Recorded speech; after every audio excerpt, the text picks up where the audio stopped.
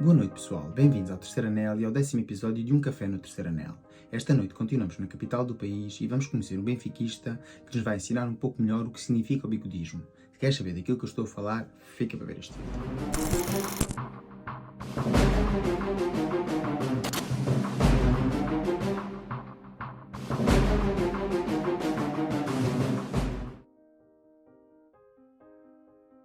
Bem-vindos a Um Café no Terceiro Anel. O espaço promete dar voz a todos os adeptos do Benfica, mas sem mais, deixo assim com a entrevista com o grande Bruno Cardoso, um dos criadores do projeto Um Bigode à Benfica.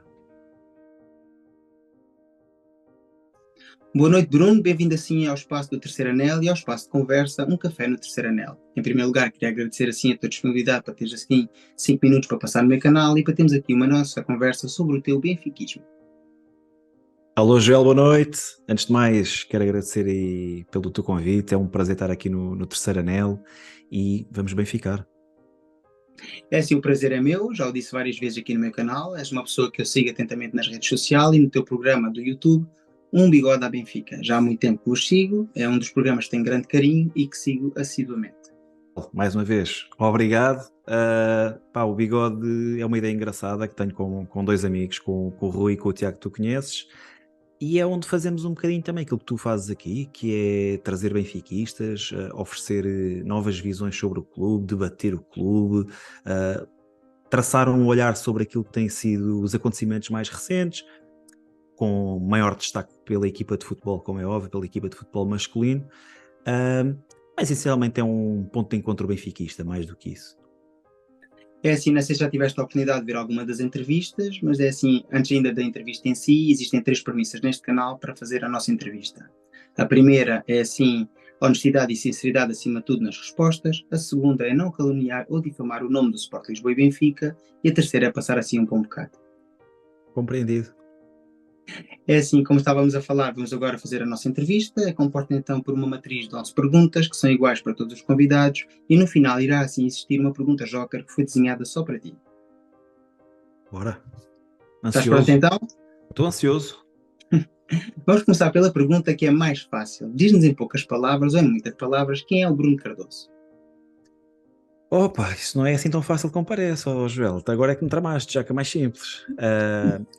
Olha, o Bruno Cardoso é um jovem, assim, eu tenho 42 anos, mas ainda me revejo, ou ainda me vejo como um jovem, grande benfiquista, acompanho o Benfica, pá, desde que me lembro, provavelmente já há aí perguntas para isso.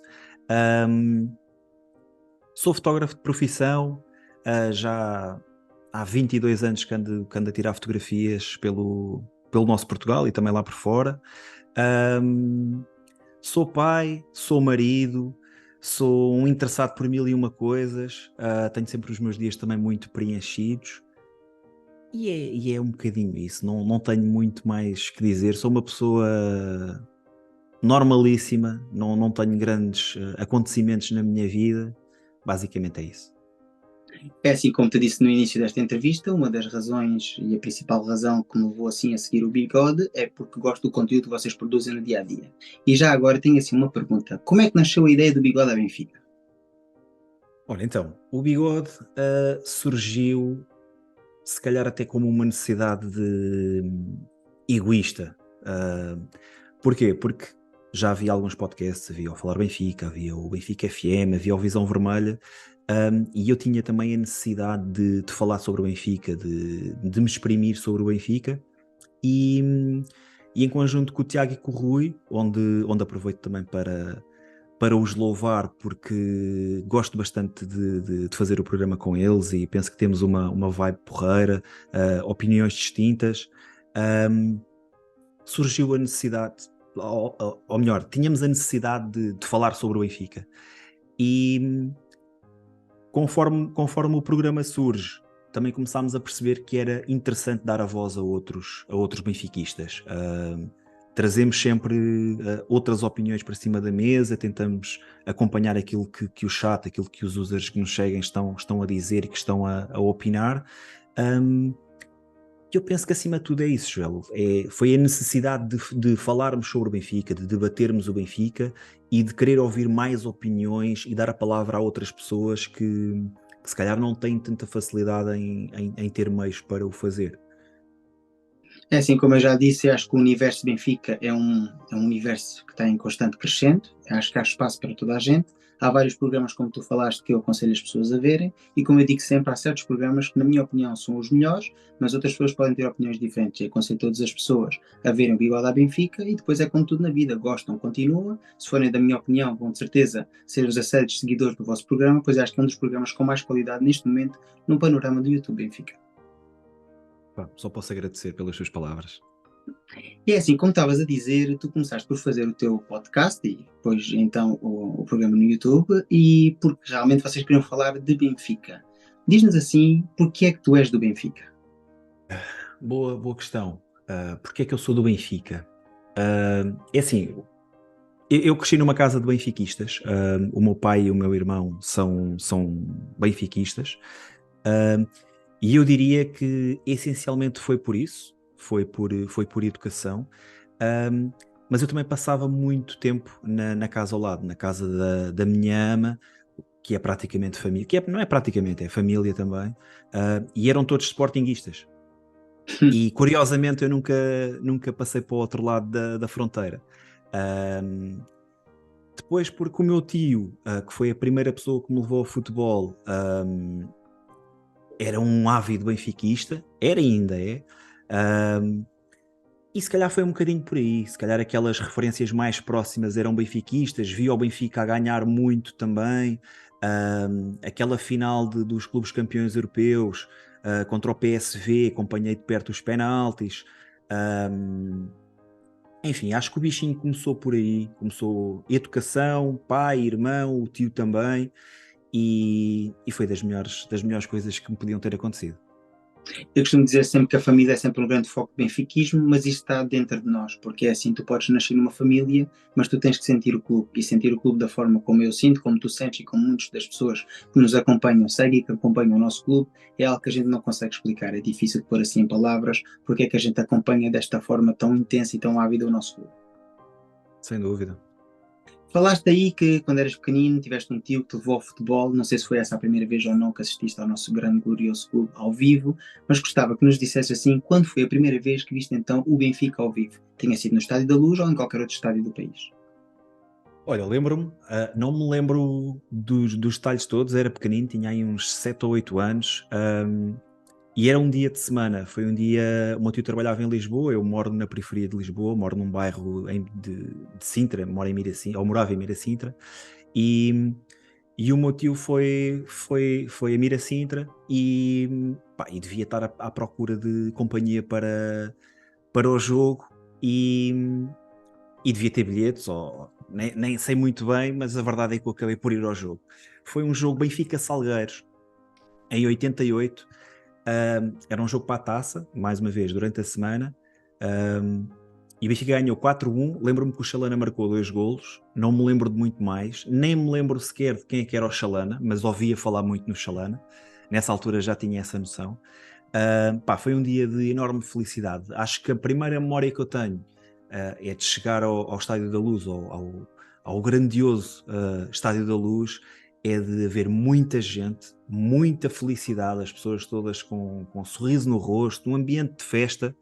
ah, e é uma imagem marcante, né? Porque quando és apresentado ao mundo do futebol ao vivo, neste caso ao Benfica, e te deparas com felicidade, com as pessoas, alegria na cara das pessoas, e depois com a festa daquilo que foi o jogo, pá, é uma primeira impressão muito positiva, uma primeira experiência muito positiva.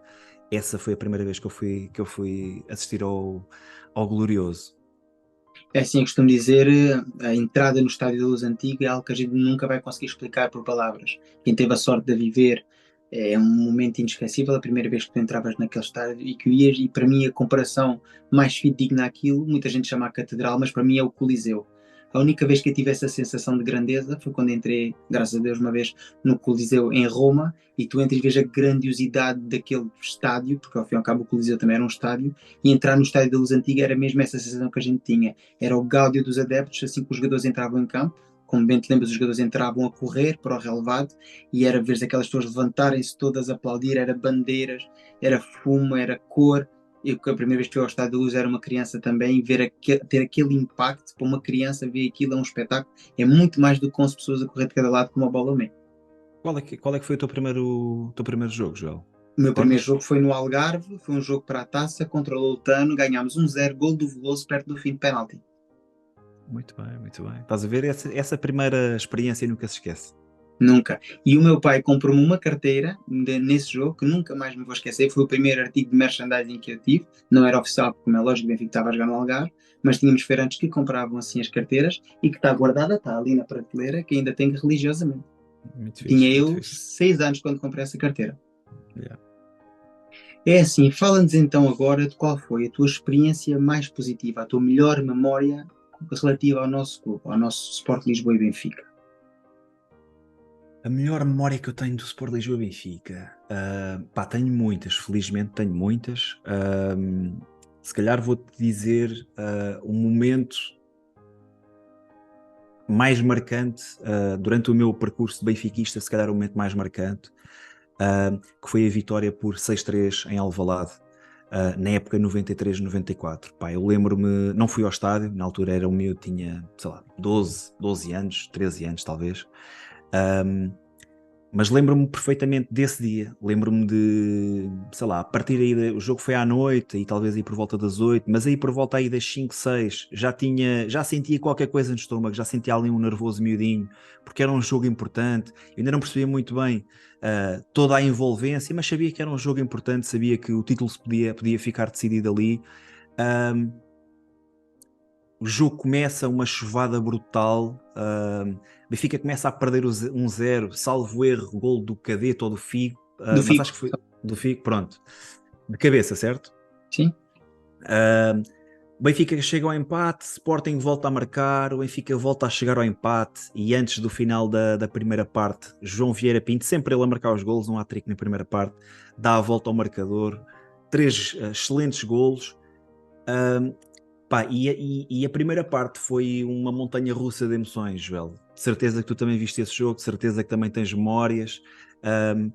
Mas essa primeira parte foi um roller coaster de emoções. Depois, na segunda parte, foi um relaxar imenso e, pá, e um enorme sorriso nos lábios, uma enorme felicidade, porque o Benfica marcou mais 3 golos como tinha feito na primeira parte, mas só sofreu um. Pá, uma vitória 6-3 em Alvalade, uma vitória categórica, um passe de gigante em direção ao título. E lembro-me que, não sei se o jogo foi um domingo, se foi um sábado, mas lembro-me que a segunda-feira imediatamente a seguir era dia de escola e que não se falava noutra coisa na escola. Toda a gente a falar de um jogo, toda a gente a falar nos golos, obviamente da mágica exibição de João Vieira Pinto.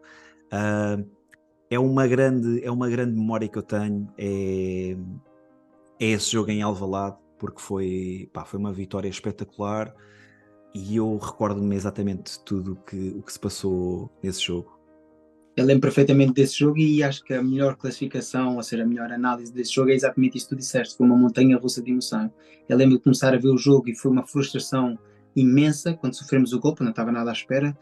Partíamos para esse jogo como favoritos, estávamos ali, como tu dizes, na luta pelo título, mas éramos uma equipa claramente superior. Tínhamos ainda, para além disso, a situação do verão quente, onde nos tinham roubado, teoricamente, o Verdade. Paulo Sousa e o Pacheco, e o Benfica estava em dívida. Tínhamos um treinador do outro lado, que era o Carlos Queiroz, que tinha sido campeão com a seleção portuguesa, que estava na altura em alta e que era muito bem visto e que teoricamente era superior ao nosso Tony. Nunca nós acharíamos isso, mas a comunicação social assim nos vendia. Mas o Benfica era claramente superior. O Benfica entra em campo, começa a perder. Depois lembro-me, como estás a dizer, da exibição mágica do João Pinto e a última memória que eu tenho desse jogo, que me fica assim, lembro perfeitamente de todos os golos, mas é claramente a celebração do Isaías em Alvalade. Demais, meu. Isaías a imitar o leão é qualquer coisa de especial. Pá, esse jogo teve inúmeros momentos fantásticos. Estavas a falar na questão dos treinadores. O erro que Carlos Queiroz comete ao intervalo, ao tirar o Paulo Torres e a jogar sem defesa esquerdo. Epá, enfim, há muitos detalhes nesse jogo. Estavas a falar no caso do Benfica ser claramente superior, mas o Sporting tinha uma equipa fantástica, João. Tinha. O Lembro Sporting perfeitamente. tinha grandes jogadores, Luís Figo, pá, Cadete, que na altura fartava-se de marcar golos, o Paulo próprio Paulo Sousa, Torres, Lemaich era na internacional, baliza. Paulo Sousa, que lá está, protagonista desse verão quente, uma facada nas costas. Pacheco, nem por isso, mas pronto, mas o Paulo Sousa custou mais. Mas se tivesse que apontar assim um momento de felicidade benfiquista, iria para esse jogo, porque acho que foi aquele primeiro grande momento que tive de benfiquismo, percebes? Aquela grande memória e de vivência de um jogo, acho que foi esse.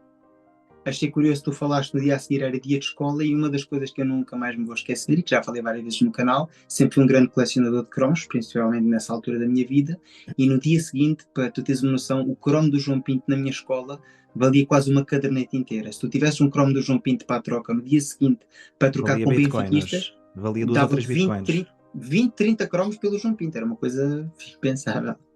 Não, uma exibição soberba. Acho que foi a única nota 10 que o jornal A Bola deu até hoje. Por acaso até acho que já estou enganado, acho que já estou desatualizado, porque acho que já voltou a dar essa nota. Não me Deu. recordo bem no que é que foi, mas Ao Pizzi, no 10-0 contra o Nacional. é isso mesmo. Pronto. Felizmente também foi para um jogador do Benfica. E outro grande jogo e outra grande memória que temos do nosso glorioso Sport Lisboa-Benfica. Ahm, mas essa exibição de João Pinto foi qualquer coisa. Foi qualquer coisa de especial. É verdade. Vamos agora então para o lado antagonista da história. Falamos assim da tua melhor memória do Benfica e qualquer que nos fales do teu momento mais triste associado ao Sport Lisboa e Benfica, seja ele desportivo ou não desportivo. É assim, penso que a morte de Mickey Fer me marcou bastante. Olha, foi um jogo que até estava a ver com o Tiago Fernandes do Bigode da Benfica, nós somos primos, e estávamos a ver esse jogo em conjunto e foi complicado, ficámos ali, sei lá, 2, 3 horas depois do jogo a acompanhar a evolução das notícias e aquilo que se ia dizendo. Um, e foi um ponto muito marcante também, desde que acompanho o Benfica. Não foi fácil veres um atleta sucumbir em campo com o manto sagrado vestido, é algo que marca bastante. Ainda por cima nós estávamos a ver, estávamos a acompanhar em direto, e marcou-me, já não vou mentir, foi complicado, não é fácil. Já falei Não é várias fácil. vezes desse momento aqui neste espaço, porque muitas pessoas referem esse como o momento mais triste. Foi claramente um momento que marcou todos nós benfiquistas, mas eu acho que o que mais me impactou foi ver assim, não só os atletas do Benfica a chorar em campo, que acho que é uma imagem que nunca vou apagar da minha cabeça, ver o Tiago, ver o Simão, ver o Miguel, ver ali a chorarem em campo, o Petit, e depois ver no dia seguinte todos aqueles atletas que acabaram por ir ao Estádio da Luz, jogadores do Futebol Clube do Porto, os próprios dirigentes do Futebol Clube do Porto, por um momento, por um tenue momento na história recente do futebol português, esqueceu-se as rivalidades e todos estiveram ali. E lembrar-me daquelas imagens, nem sequer consigo estar a pensar nessas imagens, sem me conseguir emocionar, sem deixar de me emocionar aqui a falar contigo. Acho que foi um momento muito triste do desporto nacional. Verdade. Pá, no plano desportivo, e se me permites aqui um segundo tópico, até para a conversa ficar mais leve, o 7-0 em Vigo também foi pesado. Também me lembro perfeitamente dessa noite, lembro-me de onde é que vi o jogo, vi o jogo rodeado de amigos num café, e foi desesperante. Cada bola que ia à baliza era golo. Nunca tinha visto o Benfica sofrer tanto golo e nunca tinha visto um resultado tão desnivelado. Pá, uma verdadeira hecatombe. Depois toda a envolvência que seguiu, sabíamos que o Benfica já não estava bem há algum tempo, mas depois houve logo ali muita pressão com o João Vale Azevedo, a pedir aos capitães para irem à sala de imprensa assumirem a responsabilidade. Aquilo teve ali também um caráter muito, muito pessoal ligado à coisa, não é? O mesmo jogador que eu acabei de dizer que esteve presente num dos momentos mais altos que eu vi de Benfica, João Vieira Pinto, está associado depois a uma derrota europeia massacrante, e no dia a seguir está reunido na sala de imprensa a pedir desculpa aos benfiquistas. Lá está, a linha que divide os momentos felizes também acaba por ser muitas vezes ténue, e lá está, temos aqui o caso de um grande jogador aliado, ou acaba por ser associado a um grande momento e a um mau momento da minha vivência de Benfica. Essa derrota também é uma das derrotas que nunca me vou esquecer, tal como outros grandes desaires que tivemos não recentemente, mas depois nos anos seguintes nas competições europeias, desde derrotas com equipas pequenas a goleadas como foi a do Basileia.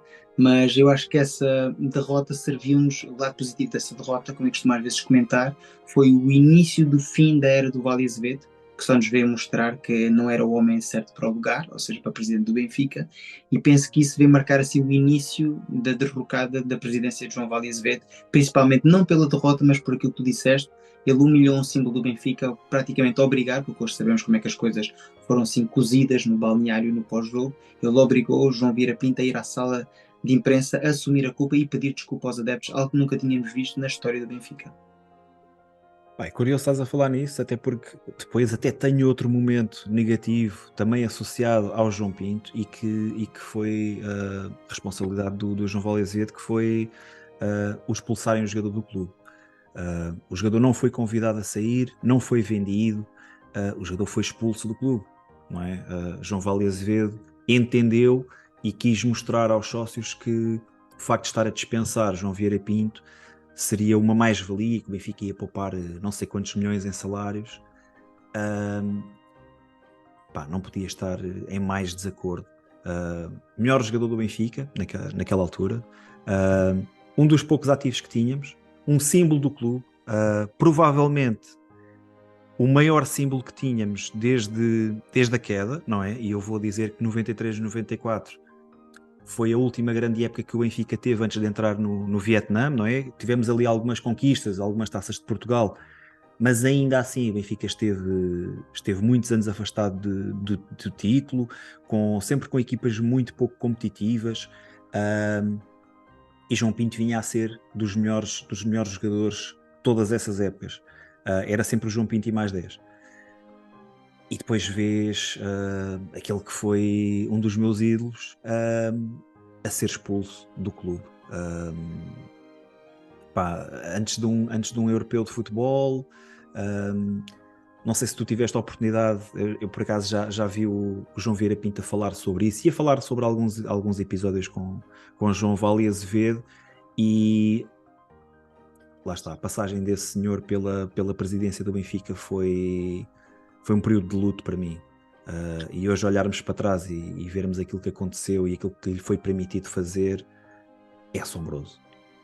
É assim, talvez poucos benfiquistas se lembrem, mas após Graham Souness ter sido despedido, um ala treinador no Benfica, o mesmo numa mini entrevista na rua, quando saiu do estádio após ter sido despedido, ele diz: não acreditem neste homem, este homem olha nos olhos e mente descaradamente. E nós achávamos que era o treinador que estava errado, e muitos de nós, cegos, fomos atrás das conversas, porque ele nisso era bom, em falar, em tentar vender assim. E claramente esse momento do João Vieira Pinto, na minha opinião, é o maior erro de estratégia comercial da história recente do Benfica. Comercial e desportivo, né? Porque era um atleta de muito valor, e que oferecia, que dava muito ao clube. Eu lembro-me de ver... Força. Eu entendo que ele pudesse não contar com o jogador em termos desportivos. São opiniões, eu claramente não concordo, mas ter um treinador que não contava com o jogador é uma coisa, ele em termos de presidente achar que podia trazer uma mais-valia financeira para o Benfica e vender assim um ativo do clube, mas dispensar após ter humilhado o jogador... a custo zero, muito complicado. Não faz qualquer sentido.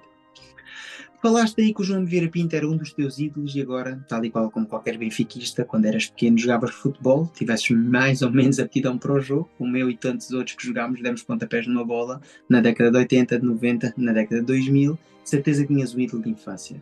Quando o Bruno Cardoso era apenas uma criança, nos arredores de Lisboa, quem é que sonhava ser? Quem era assim o teu ídolo do Benfica? Olha, o meu grande ídolo do Benfica sempre foi João Vieira Pinto, lá está. E eu sinto que já estás a entrevistar o fã número 1 de João Vieira Pinto, já não é o Bruno Cardoso.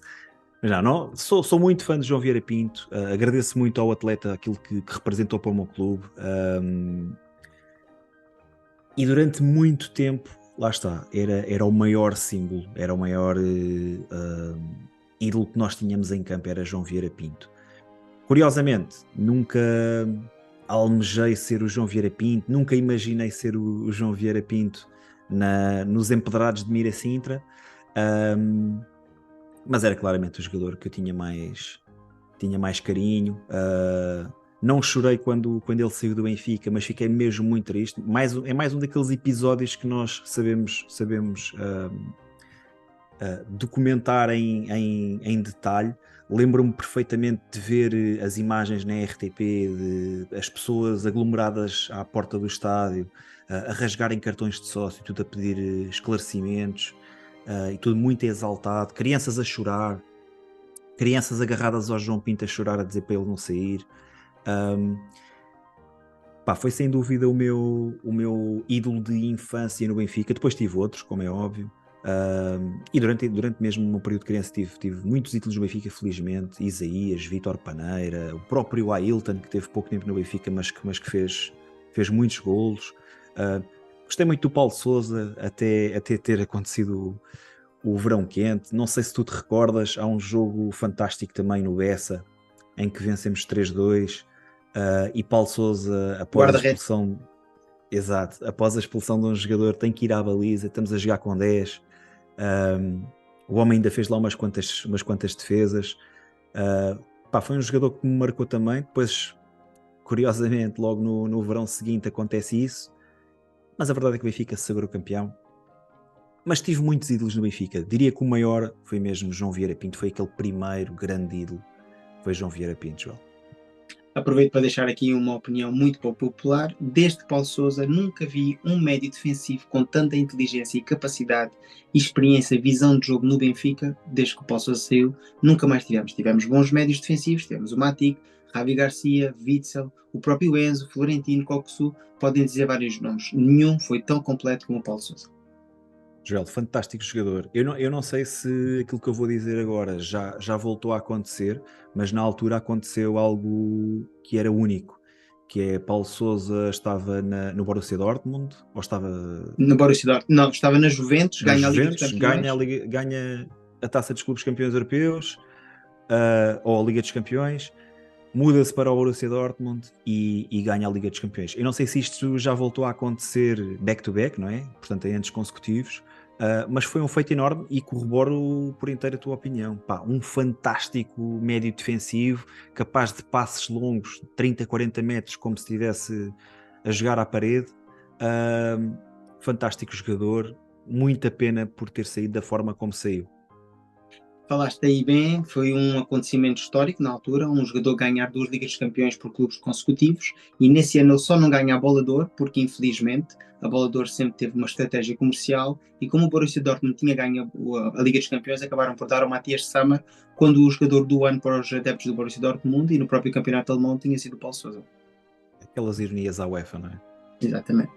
Por acaso, mais tarde voltou a acontecer e, embora o jogador tivesse algum impacto nas vitórias, não teve o mesmo impacto que o Paulo Sousa. E, se não estou em erro, foi Samuel Eto'o que ganha, sim, no Barcelona e depois é dispensado por o fantástico treinador Guardiola, que achava que o Eto'o não tinha qualidade, vai para o Inter e José Mourinho aproveita e ganha novamente a Liga dos Campeões, eliminando o Barcelona do Guardiola. São os únicos 2 casos, Joel? Que eu saiba, que eu tenha memória, neste momento pode estar errado, mas acho que sim. Só me recordava do Paulo Sousa, já não me lembrava do Eto'o, mas é verdade, É assim, falaste então que te deu muita pena ver sair João Vieira Pinto do Benfica. Quero que me digas agora qual foi o jogador que deu mais pena ver sair do Benfica, ou seja, no conjunto global, quer seja da forma como foi empurrado a sair do clube, quer pelo valor que o mesmo tinha, ou talvez por não ter conseguido mostrar todo o valor que o mesmo tinha ao serviço do nosso grande clube. Então, olha, só para não estar aqui sempre a bater na mesma tecla do João Pinto, fiquei também muito triste quando o Simão Sabrosa saiu. Acho que era o jogador mais dominante também, na sua fase em que passou pelo Benfica. Simão Sabrosa era o jogador que mais se destacava e aquele que mais contribuía para as vitórias do Benfica. o que é injusto dizer num desporto coletivo, mas a verdade é que Simão fazia a diferença, e custou-me ver a sua saída. Assim, és a primeira pessoa que fala aqui no Simão neste capítulo, já houve que eu o usasse como ídolo, mas ninguém ainda tinha falado, mas realmente foi também um ídolo de uma década, porque a seguir ao João Pinto, estávamos na altura do Vietnã, e os heróis que tínhamos, como tu disseste bem, tínhamos o João Pinto e mais 10, há quem diga que tínhamos o João Pinto, São Michel e mais 9, mas o Benfica não tinha ídolos, teve grandes jogadores, tivemos Cláudio Canija, tivemos o Paulo Nuno, houve muitos jogadores bons na altura do Vietnã, mas o jogador que voltou a trazer carinho ao Benfica foi claramente Simão Sabrosa, e não havia adepto nenhum do Sport Lisboa e Benfica que não gostasse do Simão, e ver-se ele uma vez mais por uma estratégia comercial, ou seja, por ter algum retorno financeiro, e não porque o jogador quisesse abandonar o clube, também me gostou bastante dele assim sair do Benfica. Sem dúvida, é exatamente isso que estás a dizer. O Benfica de João Pinto teve também bons jogadores. A verdade é que nunca se conseguiram afirmar como referências do clube, não é? E Simão Sabrosa, durante o período em que esteve no Benfica, foi sempre uma referência. Embora tenha tido, se calhar, plantéis melhores do que aqueles que teve João Vieira Pinto, principalmente já nos últimos anos do Benfica.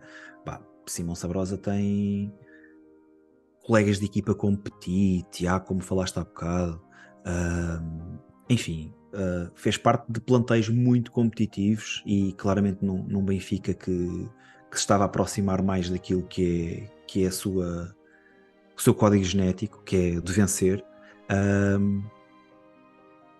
mas ainda assim, Simão Sabrosa era a maior referência, era o jogador mais capitão da equipa, jogador mais desequilibrador, até uma coisa que durante largos períodos o Benfica deixa de ter, que é a eficácia nos livros diretos, bolas paradas, tudo isso Simão conseguia trazer, para além da sua vertigem, velocidade, irreverência, drible, assistência, golo. Quem não se lembra do golo de Simão Sabrosa frente ao Liverpool? Enfim, Simão Sabrosa era um craque e quando saiu também sinto que ficou ali uma era para trás. Da mesma maneira que quando saiu João Pinto terminou um capítulo, penso que quando saiu Simão Sabrosa também terminou ali outro capítulo.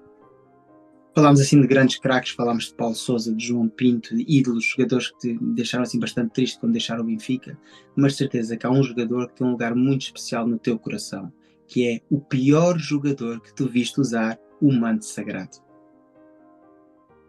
Olha, bastantes também. É assim, não querendo ir muito lá atrás para os tempos do Vietnã, e até porque acho que o futebol evoluiu consideravelmente desde o final da década de 90, início do milénio. O futebol evoluiu bastante para aquilo que são os dias de hoje. Eu vou enunciar Soalho Meite. Soalho Meite é uma nódoa autêntica. Eu sei que começaste o programa a dizer que não podemos ofender e temos que ter aqui um código de conduta sério. Que me perdoe o terceiro anel, mas é uma nódoa. Muito fraco a nível de atitude, psicologicamente. O que é estranho porque é um jogador com uma estampa física invejável e com bons pés, e que depois não consegue traduzir em nada aquilo que é o futebol de hoje em dia, que é intensidade, disponibilidade. Até posso ir para outras questões que ele poderia facilmente ter e que não tem. Visão de jogo, voluntarioso, nada. O homem é completamente... Até a bola lhe chegar ao pé, o homem é invisível dentro de campo. Eu vou destacar o Meite por isso. Poderia falar aqui de muitos jogadores, também eles autênticos cataclismos na história do Benfica, mas vou para um mais recente, que é Meite. Nunca gostei de ver Meite a jogar com a camisola do Benfica, mesmo quando ele saiu o ano passado. Ainda acompanhei alguns jogos da Cremonese para ver se era só no Benfica que aquilo acontecia, mas não era. É assim, eu acho que o Meite tem um problema grave. Tem uma estampa física, como tu dizes, invejável, ou seja, é um jogador moderno com um pensamento arcaico. Eles jogam um futebol dos anos 80 num futebol moderno, como tu disseste, de disponibilidade física, de arrancadas, de capacidade tática, de visão, de oportunidade de jogo, capacidade de antecipação. Ele não, ele joga estático, parado, devagar, lento e com pouca qualidade. É o típico médio centro que recebe a bola e passa para o lado, é um destrutor nato de jogo, mas infelizmente nem isso usa a seu favor, porque as poucas disputas físicas que teve a oportunidade de fazer com a camisola do Benfica, até muitas delas acabou por perder o esférico, o que é incompreensível. Olha, João, de onde eu venho, costuma-se dizer, quando nós queremos criticar a velocidade de alguém, costuma-se dizer que só tens duas mudanças, que é devagar e devagarinho. O Meite acho que tinha três, que era devagar, devagarinho e parado. É assim que eu vejo o futebol do jogador francês. Pá, infelizmente, foi um jogador que saiu muito caro aos cofres do Benfica, mas para aquilo que é a sua performance em campo, sai ainda mais caro. Já falámos então de jogadores do passado, jogadores do presente, ídolos, jogadores que te marcaram pelos menos bons motivos, digamos assim. Diz-nos agora qual foi a coisa mais louca que tu já fizeste pelo Sport Lisboa e Benfica. Olha, não sou de grandes aventuras, mas tenho uma história engraçada, assim, de uma coisa mais louca. Portanto, época 18-19, vencemos 4-2 em Alvalade, certo? 18-19, o ano da reconquista com o Bruno Lage, o ano de João Félix. Então, eu queria muito ir ver o jogo Sporting Benfica Alvalade, não tinha bilhetes, não havia ninguém que me arranjasse bilhete para a zona dos benfiquistas, e o meu único recurso era um amigo meu. Já agora aproveito para mandar um abraço ao Pedro Fernandes, Pedro Nike, que é um grande amigo que tem um defeito enorme, que é ser sportinguista. Não só ser sportinguista, é chefe de núcleo da Juveléu, e essas coisas todas. E foi a única forma que eu tive de arranjar bilhete foi com o Pedro Fernandes. Ele arranjou-me um bilhete, mas disse-me: pá, eu arranjo-te o bilhete, mas é para a Juveléu. E lá fui ver o jogo ao lado de Pedro Fernandes, no meio da Juveléu, num jogo em que o Benfica marca 4 golos. Eu não posso festejar nenhum, não é? Por questões óbvias. O Sporting marca 2, também não festejei nenhum, por questões óbvias. Mais uma vez, não tenho assim grandes aventuras no futebol. Tenho depois também outro episódio na final da Taça de Portugal de 2017 contra o Vitória Sport Clube, Vitória de Guimarães, em que estive quase a levar também um enxerto de porrada. Tive que correr bastante, 100 metros barreiras eram meus.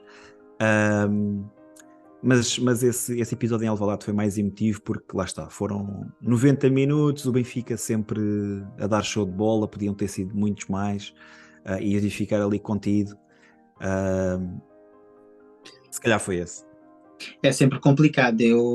No episódio mais recente que tive de estar assim, não da claque, mas numa zona de adeptos visitantes, foi quando fui ver a meia-final do ano passado da Liga dos Campeões, em que, como não consegui arranjar bilhete através do Benfica, por questões óbvias, que a bilhética do Benfica não é das coisas que funcionam melhor no nosso clube, acabei por ir para uma zona de adeptos do Inter e, como é lógico, não ia me coibir, embora eles tivessem aconselhado não levar adereços do Benfica, não proibir, porque nós estamos em Portugal e isto só acontece em Portugal, mas aconselhar não levar adereços, mas é para mim completamente impraticável ir ver um jogo do Benfica e não ter a camisola do Glorioso e não vibrar, e embora o jogo não tenha corrido da melhor forma, começámos a perder, como todos sabem, mas cada vez que o Benfica marcava gol, eu celebrava efusivamente. E foram 3. Exatamente. É assim, já falámos muito de jogadores, já falámos muito de equipas, de glórias do passado, momentos bons do passado. Agora quero que me fales um pouco do futuro. Do futuro não, do presente. Quero que me digas qual é a tua opinião atual do nosso clube. E não estou só a falar da equipa de futebol sénior, estou a falar assim do Sport Lisboa e Benfica como clube, como estrutura desportiva, estrutura financeira. Como é que tu vês então o Sport Lisboa e Benfica dos dias de hoje? Ok, boa questão. Então, bom, estamos com um novo presidente no clube, né? Estamos com um mandato diferente daqueles que foram os últimos 20 anos.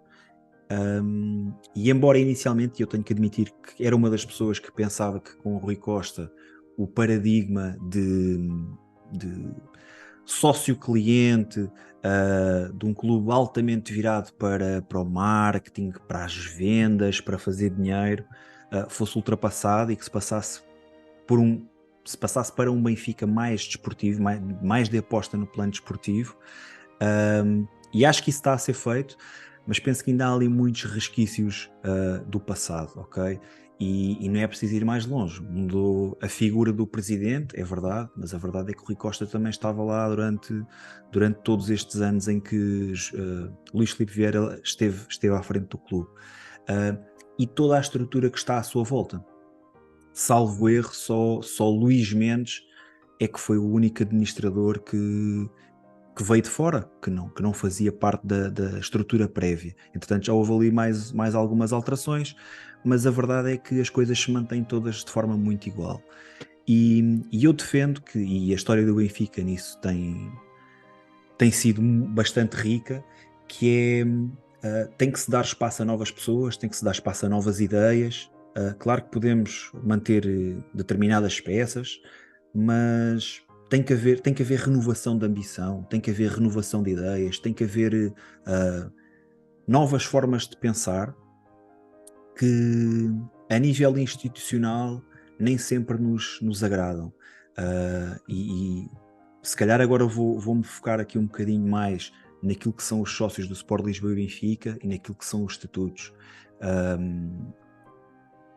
Toda esta questão, esta temática da mudança de estatutos no Benfica tem sido quase que ignorada por esta direção. Houve uma comissão de revisão de estatutos que foi criada, foi entregue uma proposta, isto já há mais de um ano, e essa proposta foi completamente ignorada.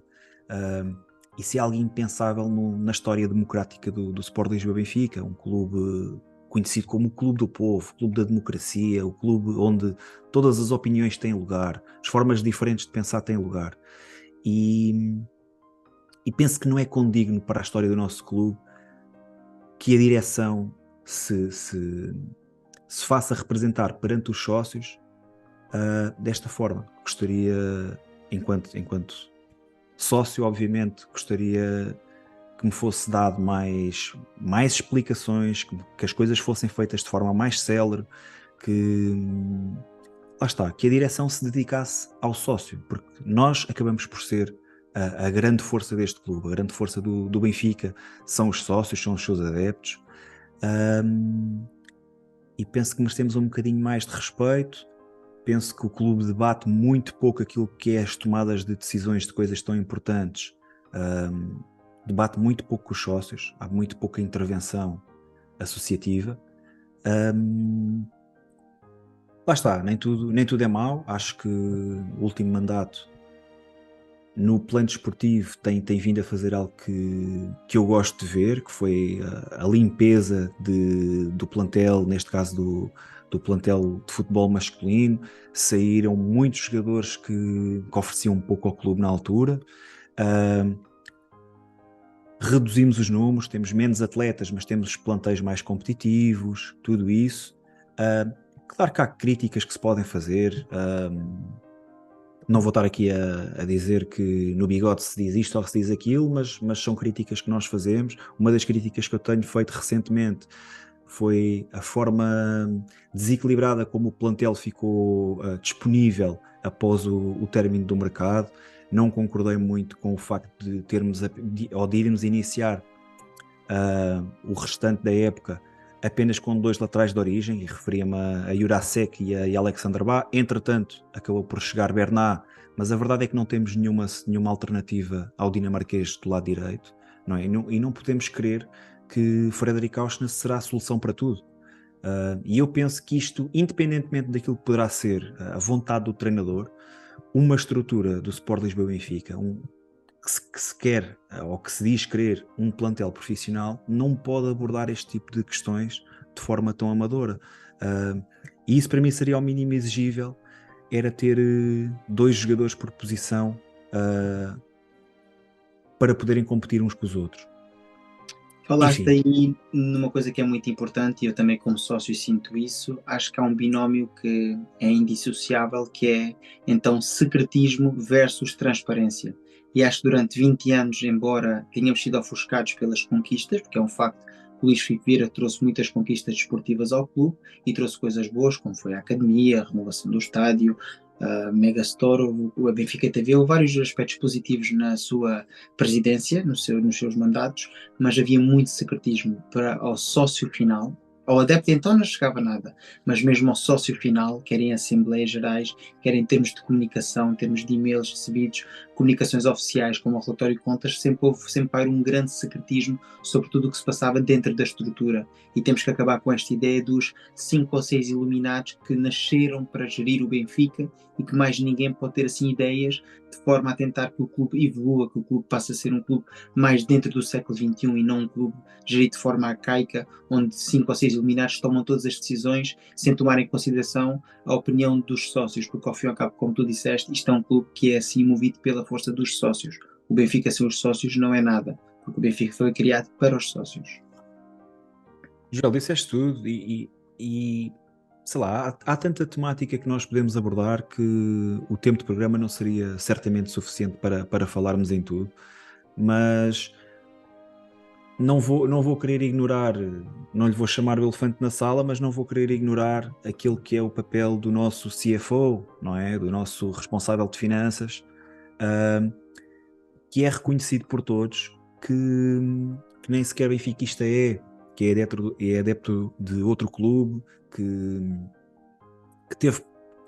foi arguído, ou ainda é arguído em alguns dos processos que decorrem, que teve notícias associadas como as despesas do casamento da sua filha a saírem diretamente das contas do Sport Lisboa Benfica. Tudo isso são questões que me deixam muito desconfortável, porque eu não admitiria isso numa empresa familiar, ou se calhar até admitiria numa empresa familiar, mas não posso admitir isso no meu grandioso clube. A história do Benfica não se faz deste tipo de episódios. Se estes episódios acontecem, as pessoas têm que ser imediatamente afastadas, não faz sentido. Mas mais uma vez, isto é apenas um pequeno episódio que eu estou a falar e haveria pano para mangas para falarmos sobre isso. Não sou também a pessoa com maior propriedade para falar de outros temas, como as modalidades, a competência nas modalidades, etc. A bilhética, tudo isso. Deixo esse tipo de temas para quem tem mais capacidade para falar sobre eles. Penso que o Benfica melhorou, mas estamos longe ainda de ser aquilo que... De alcançar o nosso verdadeiro potencial, percebes? Penso que poderíamos estar muito, mas mesmo muito melhor, dado aquilo que é o tamanho do nosso clube. Ainda me sabe a pouco, sabes? Embora tenhamos sido campeões a época passada, fizemos uma excelente época a nível de futebol, fomos longe na Liga dos Campeões, o clube abordou o mercado de transferências de boa forma, identificámos alvos pontuais, atacámos esses alvos, conseguimos contratar, mas o nosso clube é gigantesco e o Benfica não se pode contentar com este títulozinho. Não podemos esquecer que antes deste campeonato aparecer, o Benfica teve mais de 1200 dias sem conquistar nenhum título na equipa de futebol. Isso tem um peso enormíssimo. Portanto, as pessoas também têm que ser chamadas à responsabilidade quando as coisas não correm bem. Não é só batermos palminhas quando somos campeões. Temos que olhar para aquilo que foi o percurso também anterior. Concordo plenamente contigo, até porque a ADN do Benfica e a gênese do nosso clube e mostrou-nos ao longo de várias décadas, porque há quem diga, que já tive este debate com várias pessoas, que o Benfica ganhava quando a televisão era a preto e branco. Isso é mentira, eu tenho 40 anos, eu nasci no tempo da televisão a cores e vi o Benfica ganhar muito e vi um Benfica entrar motivado todos os anos. Falámos há pouco da trágica década do Vietnã, mas eu lembro perfeitamente, qualquer benfiquista começava uma época entusiasmado, querendo ganhar. Havia aquela motivação, aquela garra no sócio, no adepto, no simpatizante e nos jogadores do Benfica e toda a estrutura do Benfica nessas épocas era assim o destino de vencer, era isso que queríamos, a retoma dos títulos, a retoma das vitórias. E como tu disseste e bem há pouco, tivemos quase 4 épocas inteiras sem ganhar nada e é uma autêntica vergonha para um clube como o Benfica, pois isso não pode acontecer. Jorge, vou só agarrar aí num tema que tu falaste e que eu acho que é importante e ainda relativamente à questão que me fizeste sobre a atual direção. que é a questão da transparência, que foi um discurso muito prontamente disponibilizado por Rui Costa na sua candidatura, que falou numerosas vezes em transparência e falta-me agora a outra expressão, é um estrangeirismo, compliance. E a verdade é que eu não vejo muito essa transparência. Eu vejo alguma disponibilidade e eu concordo que isso é um passo na direção certa e fico feliz por ver que o Benfica toma este tipo de iniciativas, mas não podemos confundir a transparência com a disponibilidade. Uma coisa é eu estar disponível, ir ao canal do meu clube, com um jornalista do meu clube, responder às perguntas de mercado. Outra coisa era, se isto realmente é transparente, eu vou abrir a minha sala de imprensa e podemos ter a certeza que iríamos ter uma sala de imprensa completamente cheia, com todos os órgãos de comunicação representados, e poderiam escrutinar de alta a baixo aquilo que foi o mercado de transferências do Benfica, porque todos os sócios, acredito que não haverá um único sócio que não tenha questões para fazer a Rui Costa naquilo que foi o mercado. Todos os sócios, obviamente, que se interessam pelo futebol masculino. Que tivessem questões para fazer. E eu penso que essa era a forma correta de falar sobre o mercado. Era disponibilizar-se à comunicação social. Eu já nem digo aos sócios. Era só preciso ser à comunicação social. E a comunicação social, durante 1 hora, estava ali a fazer questões. E o Rui Costa lá teria que responder. Isso é que me faz sentido. Agora, estarmos a falar entre responsável de informação do clube ou responsável de comunicação do clube e presidente é algo que logo à partida não é muito transparente, não é? Até que ponto é que aquelas perguntas não foram todas previamente elaboradas? Até que ponto é que não se estudaram as respostas? Vamos tocar neste ponto para não tocarmos naquele? Enfim, eu não estou aqui a querer apontar nada a ninguém, apenas estou a dizer que se uma das grandes bandeiras eleitorais de Rui Costa foi a transparência, a forma mais transparente que nós teríamos de ver estas... E estou a falar apenas aqui do mercado das transferências, mas existem inúmeras situações. Desculpa estar-me a estender tanto nesta resposta, mas... Na última Assembleia Geral que houve, o facto de deixarem os sócios fazerem as intervenções todas para no final responderem de forma muito leve a tudo aquilo que foi perguntado, tudo aquilo que foi abordado, também não me faz sentido. Faria-me sentido, há uma intervenção por parte de um associado e há uma resposta por parte do Sport Lisboa Benfica. Há uma nova intervenção e há uma nova resposta. Isso é que faz sentido. Não há temas a serem esquecidos, não há temas a serem arrumados para baixo do tapete, porque lá está. Acho que já ultrapassámos aquela fase do sócio que engole tudo e que lhe atiram areia para os olhos e que deixam de se ver as coisas. Acho que o sócio do Benfica hoje em dia está mais educado. E fazia sentido, ficava bem, era mais transparente e penso que aí sim seria um passo para de facto termos uma presidência mais transparente. É assim, como sabes, o meu canal tem agora uma nova rubrica onde debatemos as polémicas e tivemos o primeiro episódio esta semana, onde tive a sorte de poder contar no painel de comentadores com um dos teus colegas do Bigode à Benfica, e eu e o Rui falámos exatamente isso, que achámos que toda aquela entrevista parecia quase uma peça de teatro, onde os atores, ou seja, o diretor de comunicação e o nosso presidente, pareciam que tinham ensaiado e encadeado as respostas com as perguntas, e tudo estava bastante alinhavado, e até o próprio teve que orientar 1 ou 2 vezes o presidente, dizendo, mas esta é a ordem que está ali no diagrama, como quem diz, não fujas da temática porque isto não está preparado. É assim, falaste-me anteriormente que vivias na zona de Sintra e, como é lógico, deverás ter um grande carinho por essa zona. Quem nunca teve a oportunidade de visitar a zona de Sintra é lindíssima, tem alguns dos monumentos mais bonitos deste país e tem um espaço bastante calmo chamado Quinta da Regaleira, onde muitas pessoas vão lá para espairecer, para meditar, para descansar, para relaxar. Vamos imaginar aqui este cenário hipotético, que num dia de folga, que estavas assim descansado e que a tua família não estava presente e querias relaxar, descansar, ias dar assim um passeio pela Quinta da Regaleira. Qual era a tua surpresa que ao chegar à zona da escadaria, para quem não esteve lá, aconselho a ir, que é bastante bonita, encontravas sozinho o nosso presidente Manuel Rui Costa. Tinhas ali uma oportunidade de ouro de 5 minutos para lhe dar um conselho. Qual seria o conselho que darias então ao nosso presidente? É assim, conselho, não sei se seria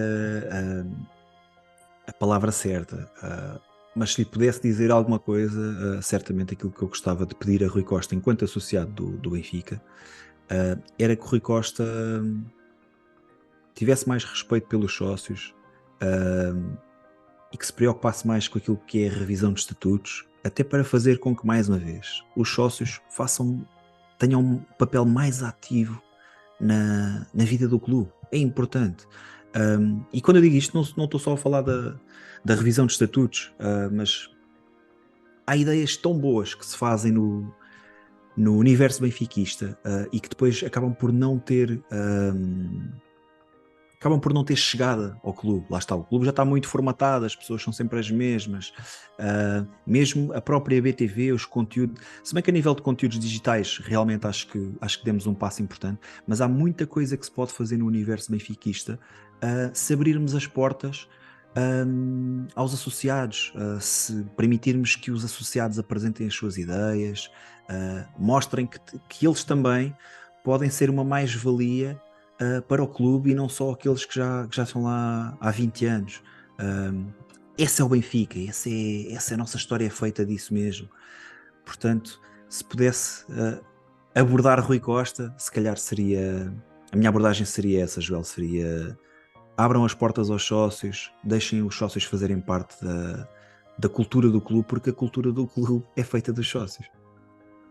É assim, chegamos então ao final da entrevista e agora ao momento da pergunta Joker. Falaste anteriormente que tinhas sido e és fotógrafo há mais de 20 anos e, como é lógico, quem vê o teu canal sabe que existe uma grande componente gráfica.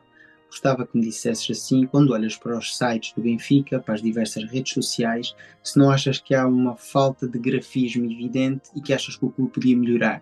E como tu disseste bem, o conselho que darias a Rui Costa seria que abrisse mais a porta aos sócios para que os membros participassem assim do dia a dia do clube.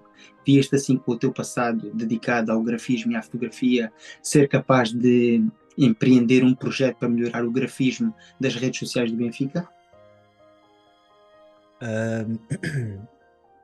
Então é assim, por acaso eu acho que o Benfica está muito bem servido de designers, atenção. Eu acho que o design que o Benfica vai implementando nos sites, nas redes sociais, a qualidade do design, para mim, na minha opinião, eu acho que é de valor, e acho que são excelentes profissionais que estão à frente do clube nesse aspecto. Se calhar a minha crítica iria mais para o tipo de iniciativas que não se fazem, ok? Não é aquilo que se faz, acho que aquilo que se faz é aceitável. Acabei de dar os parabéns ao Sport Lisboa Benfica por aquilo que tem feito a nível de conteúdos digitais, na Bplay, todos estes videozinhos que têm vindo a sair, que iniciaram na época passada, tem sido excelente, um excelente contacto com o clube. Eu pensei que se podia fazer mais, João. Numa altura em que o acesso aos atletas é tão limitado, não é? Imagina, o nosso clube, um clube altamente eclético, que tem todas e mais algumas modalidades, tem modalidades que provavelmente eu não sei que o Benfica tem, masculino e feminino, sempre representado de forma equitativa. Depois acabamos por não permitir que a grande força do Benfica, a grande equipa do Benfica, que é a equipa de futebol masculino, tenha o mínimo contacto com os seus adeptos. E isso não me faz sentido. Eu cresci numa altura, ou comecei a acompanhar o Benfica numa altura, em que os jogadores tinham as suas viaturas num parque de estacionamento, que era o parque de estacionamento do sócio mais comum. Provavelmente nem era sócio. Qualquer adepto podia estacionar o seu carro ao lado do Eusébio, ao lado do carro do Chalana, do Carlos Manuel, etc. Depois as coisas começaram a ser mais compartimentalizadas. E hoje acho que os jogadores vivem numa bolha a que os adeptos não têm acesso. E eu penso que também seria uma forma de trazer mais benfiquismo para dentro do clube, aproximar mais o jogador do adepto. E não são só essas campanhas de autógrafos que também estão rodeadas por marketing, que fazem com que dois jogadores vão à FNAC do Chiado, passo aqui a publicidade, para uma campanha e vão estar lá durante 2 horas a dar autógrafos. Falo de abrir as portas dos treinos aos adeptos, ter mais treinos abertos ao público, principalmente no inícios de época, uma vez por outra, na altura do Natal, e que não se fechem tanto os jogadores nessas bolhas. Acho que tudo isso seriam ideias bem-vindas para a esfera do clube, Joel. Respondendo mais diretamente, e acho que é por me perder aqui um bocadinho, peço desculpa. Respondendo diretamente à tua questão, não sei se estava englobado aí, se eu gostava de trabalhar no Benfica enquanto fotógrafo. Pá, claro que gostava. Claro que gostava de trabalhar no Benfica enquanto fotógrafo. Mas muito sinceramente, e acho que a nível do design, acho que o Benfica está muito bem representado a nível de design. Penso que precisa é de abranger um bocadinho, de alargar um bocadinho mais os horizontes e de dar espaço a mais iniciativas. Mais uma vez, fazer com que os adeptos façam parte do clube. Não é só mostrar o que é que se faz. Olha, o Benfica é isto, estes são os jogadores do Benfica, estas são os jogadores do Benfica, estão aqui. Não, vem fazer parte. Nós abrimos as portas, vamos criar aqui iniciativas, vamos criar aqui espaço para que a comunidade benfiquista possa interagir com os seus ídolos, com os seus jogadores, e vamos dar espaço a que isso aconteça. Não sei se respondi totalmente, peço desculpa, acabei por me perder aqui um bocado. Respondeste sim, e concordo completamente contigo. Acho que sem ser o documentário Eu Amo o Benfica, há muito tempo que tenho assim saudades de conhecer o jogador do Benfica. Não apenas aquilo que o mesmo representa em campo, mas como é que é o jogador. Porque muitas vezes fazemos críticas injustas porque não conhecemos o jogador. E agora recentemente tivemos o caso, por exemplo, do Cebolinha, que dá uma entrevista no Brasil onde fala de como é que se sentiu no Benfica. Porque é que essa entrevista não foi feita por um podcast enquanto o jogador estava no Benfica? Assim, a gente não quer saber as fraquezas dos jogadores, não é isso que estamos a falar, mas se conhecer o jogador, como tu disseste antigamente, os jogadores eram muito mais mundanos.